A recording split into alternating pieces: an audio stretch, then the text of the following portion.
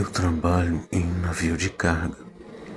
Uma baleia com cicatrizes começou a seguir de forma estranha ao nosso redor. Achamos que era perigoso. Estávamos errados. Muito errados. Eu trabalho em navios cargueiros, aqueles que fazem viagens longas pelos oceanos vazios. Geralmente é monótono. O azul infinito, o ronco dos motores, a rotina. Mas essa última viagem foi diferente. Começou uns 10 dias depois de sair do porto. Em algum lugar do Pacífico, eu estava de plantão noturno. Só eu e as estrelas, e o chiado da proa cortando a água. Foi aí que eu vi pela primeira vez uma perturbação na água escura do lado do porto, grande demais para ser golfinhos, deliberada demais para ser uma onda aleatória. Aí, uma pluma de névoa subiu, iluminada brevemente pelas luzes do convés. Uma baleia. Não era incomum, mas essa era grande, bem grande, e estava perto. Na manhã seguinte, ainda estava lá, acompanhando a gente. Alguns dos outros caras viram. Nosso contramestre, um velho experiente do mar, olhou pela janela com os binóculos. Jubarte, pelo que parece. Ele resmungou. Bichão perdeu a galera, talvez. Mas tinha algo estranho nela. Não era só o tamanho. Embora fosse facilmente uma das maiores que eu já tinha visto, rivalizando como o comprimento de alguns dos nossos botes menores, era as costas dela. Era um mapa de cicatrizes.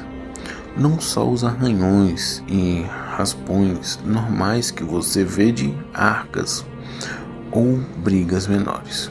Eram marcas enormes, profundas, algumas pálidas e antigas, outras mais recentes, de um rosa furioso, cortes longos rasgados e depressões circulares, como se parecia que ela tinha passado por uma guerra. Eu estava sozinho. Baleias, especialmente jubartes, costumam ser sociáveis. Essa era um gigante solitário, uma sentinela marcada no oceano vasto e vazio. Estava nos seguindo, não só nadando na mesma direção geral, mas ativamente acompanhando o nosso navio. Se a gente mudava o curso, ela mudava também, mantendo sua posição e algumas centenas de metros ao nosso lado do porto. Isso continuou pelo resto do dia. Alguns da tripulação acharam uma novidade, um pouco de vida selvagem para quebrar a monotonia. Eu só achei perturbador. Tinha uma inteligência na forma como ela se movia, na rolada ocasional que trazia um olho escuro e enorme à superfície, parecendo olhar diretamente para a gente. O segundo dia foi igual. A baleia era nossa companheira, constante. A novidade tinha passado para a maioria. Agora ela só estava lá, uma presença silenciosa e marcada. Eu passei um tempão fora do trabalho observando ela. Tinha uma espécie de gravidade estranha nela. Eu não conseguia tirar da cabeça a sensação de que a presença dela significava alguma coisa, embora eu não conseguisse imaginar o que. As cicatrizes nas costas dela me fascinavam e me repugnavam. O que poderia fazer isso com algo tão imenso? Uma hélice de um navio enorme? Um ataque de orca? Mas numa escala que eu nunca tinha ouvido falar? Aí, no final do segundo dia da aparição dela, aconteceu outra coisa. Nosso navio começou a perder velocidade. Não drasticamente no começo, só uma mudança sutil no ritmo do motor. Uma leve diminuição na vibração sob os pés. O engenheiro-chefe, um homem perpetuamente estressado, ficou na casa de máquinas por horas. A notícia que chegou foi que tinha algum problema com um dos eixos da hélice, ou talvez um entupimento na tubulação do combustível. Nada crítico, disseram, mas a gente ia ter que andar em velocidade reduzida, por um tempo, pelo menos até eles conseguirem isolar o problema. Foi aí que o comportamento da baleia mudou. Era crepúsculo. O oceano estava ficando daquele roxo profundo e machucado que ele fica antes da noite escura. Eu estava encostado na grade observando ela. O navio estava visivelmente mais lento agora, a esteira menos pronunciada. De repente, a baleia avançou, diminuindo a distância entre a gente com uma velocidade alarmante. Ela mergulhou, depois ressurgiu bem perto do casco, talvez a 20 metros de distância, e aí ela bateu na gente. O som foi como uma explosão abafada, um tum profundo e ressoante que vibrou por toda a embarcação. O metal rangeu. Eu tropecei, agarrando a grade. Na ponte, eu ouvi alguém gritar. A baleia surgiu de novo, com as costas marcadas brilhando. E então, com uma impulsão deliberada e poderosa da cauda, ela bateu seu corpo enorme no nosso casco de novo. Dessa vez, os alarmes começaram a tocar. Que diabos é isso? Alguém gritou no convés abaixo. A capitã estava na asa da ponte, com a voz cortando e cascos repentinos, todos a postos. Relatem, o que foi isso? A baleia bateu na gente uma terceira vez. Isso não foi um empurrão curioso, isso foi um ataque. Ela estava batendo na gente. Os impactos eram fortes o suficiente para fazer você pensar que ela podia realmente furar o casco se atingisse um ponto fraco.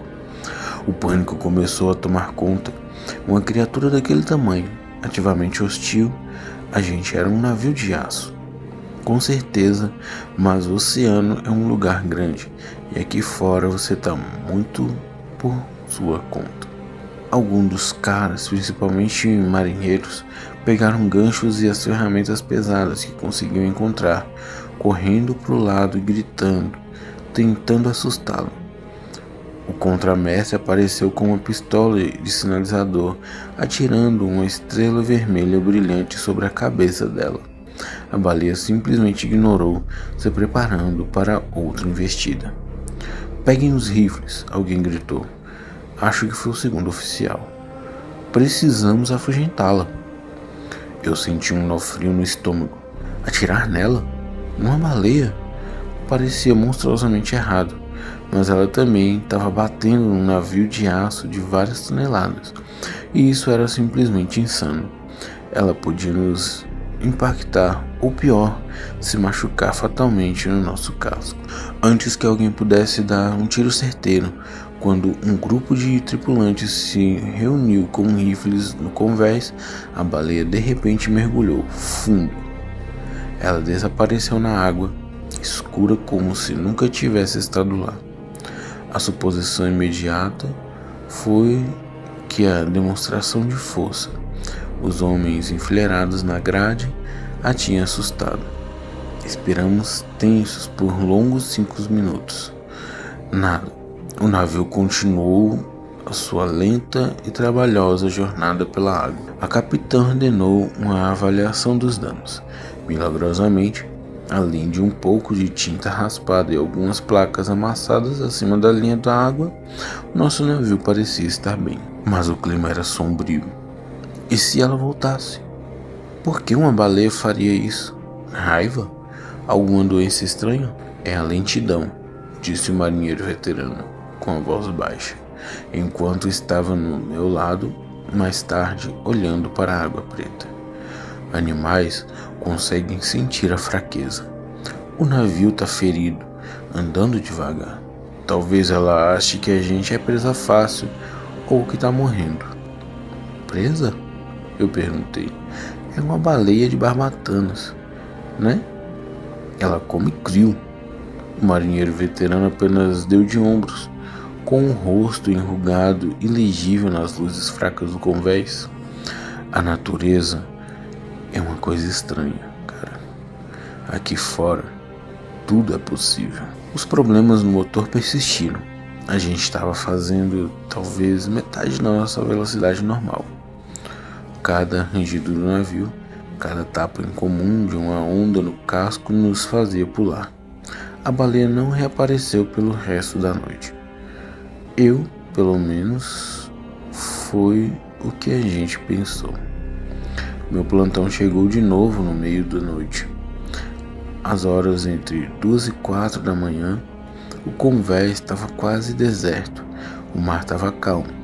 Um vidro preto sob um céu salpicado de estrelas. Eu estava tentando ficar alerta, examinando a água, meus nervos ainda à flor da pele. E então eu vi uma leve ondulação, depois o brilho de uma costa molhada, muito mais perto dessa vez. Era a baleia. Ela tinha voltado, mas só quando o convés estava quieto, quando eu estava, para todos os efeitos, sozinho. Meu coração martelou. Eu peguei o rádio, pronto para avisar, mas aí ela fez algo que me fez hesitar. Ela não atacou, ela só nadou paralelo a nós, bem perto. Seu corpo enorme, uma sombra escura na água. Ela soltou um gemido longo e baixo, um som que parecia vibrar nos meus ossos mais do que ouvi com os meus ouvidos. Era um som incrivelmente triste, quase doloroso. Então, ela lentamente, deliberadamente, encostou no casco. Não foi uma batida, não foi um ataque, foi um toque, como um gato colossal esfregando na sua perna. Depois, outro tum. Foi a coisa mais estranha. Ela estava olhando diretamente para mim. Eu juro. Um olho enorme e escuro, visível quando ela rolou um pouco. Parecia, sei lá, desesperada. Ela continuou encostando no navio, sempre do lado do porto, onde eu estava, sempre esses impactos estranhos, quase suaves. Eu não avisei, eu só observei. Essa não era a criatura agressiva de antes, era outra coisa. Ela continuou assim por quase 1 hora.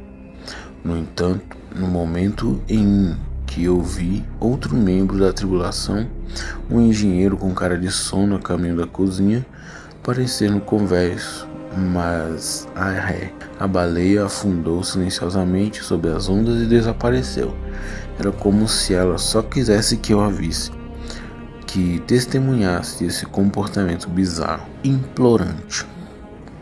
No dia seguinte, o engenheiro ainda estava lutando com os motores, a gente ainda estava lento, e a baleia manteve seu padrão estranho. Durante o dia, se tivesse gente no convés, ela ficava longe, ou se chegasse perto e os homens corressem para os grades com gritos ou armas, ela mergulhava e desaparecia.